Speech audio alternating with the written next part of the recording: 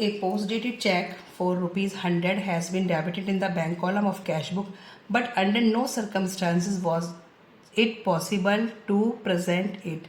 It means एक post dated cheque था ₹100 का और बैंक कॉलम में क्या कर दिया, उसको डेबिट कर दिया. ठीक है, debit of the cash book. तो किसके डेबिट करा है, कैश बुक के डेबिट कर दिया, बट कोई भी पॉसिबल नहीं हुआ कि वहां पे वो प्रेजेंट हुआ हो या पासबुक में उसको डाला गया हो.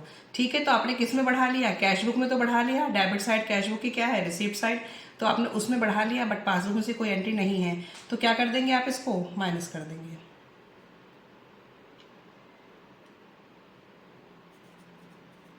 Post dated cheque debited in the bank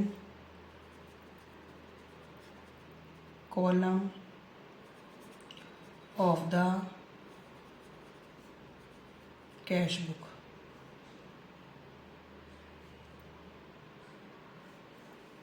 तो इसे क्या कर देंगे आप, इसे 100 को माइनस कर देंगे. ठीक है, कैश बुक के आपने बढ़ा लिया है, लेकिन पासबुक में इसकी कोई भी ट्रांजेक्शन नहीं हुई है. 4 cheque 1200 send to the bank have not been collected so far. 4 cheque थे 1200 रुपए के. ठीक है, लेकिन वो क्या नहीं हुए हैं, डिपॉजिट तो कर दिए. डिपॉजिट कहाँ, कैश बुक बढ़ा ली, बट पासबुक में कुछ भी नहीं हुआ. इसको आप सेकंड लिख लें, ये फर्स्ट हो गई. अब थर्ड वाली ट्रांजेक्शन है cheque send to the bank, cheque deposit in the bank, same बात है. Cheque deposited to the bank but not collected. इसको एक शॉर्ट फॉर्म में आप लिख सकते हैं स्टूडेंट. ठीक है, मैं आपको बार बार हर क्वेश्चन में यही बता रही हूँ. तो कितने के हैं, 1200 की. ये भी आपके क्या हो जाएंगे, माइनस, क्योंकि आपने डिपॉजिट करे या सेंड करे तो अपनी कैश बुक बढ़ा ली, बट पासबुक में कुछ नहीं हुआ. एक cheque 400 deposit in the bank has been dishonour. एक चेक था, वो क्या हो गया है, डिसऑनर हो गया है. चेक डिसऑनर, तो इट मीन्स पासबुक कम हो गई, तो कैश बुक को भी कम कर दो. As per instruction the bank paid 50 as fire insurance premium but the entry has not been made in cash book.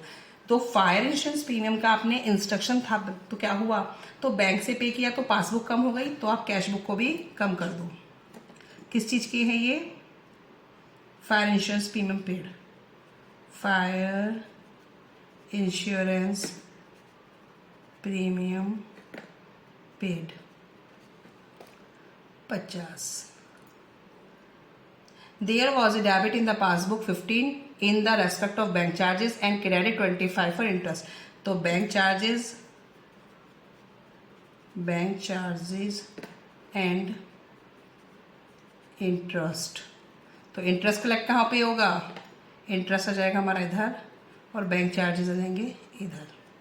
ठीक है, अब देखो जो लास्ट ट्रांजेक्शन है, सबसे अच्छी ट्रांजेक्शन तो यही है.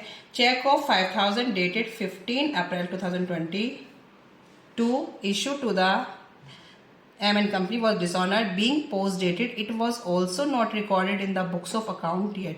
एक 15 अप्रैल 2022 को चेक इश्यू हुआ, वो क्या हो गया, डिसऑनर हो गया. ठीक है, और लेकिन उसका कोई भी, it was also not recorded in the books of account, और वो किसमें भी रिकॉर्ड नहीं था. और डेट कब की है, 15 अप्रैल 2022.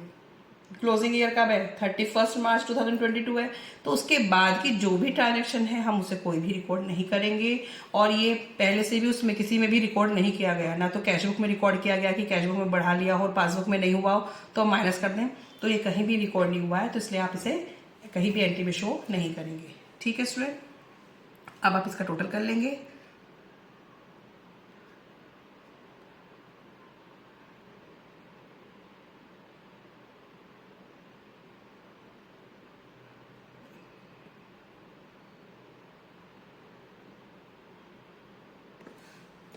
इसका टोटल हो जाएगा 5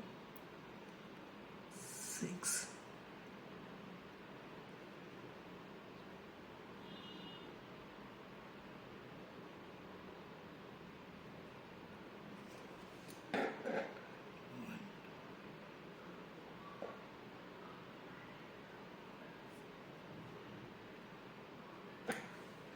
ये टोटल आ गया है। अब इसे भी आप दोनों साइड इक्वल कर देते हैं। अब यह आ जाएगा debit balance as per passbook. ये आ गया मेरा अमाउंट।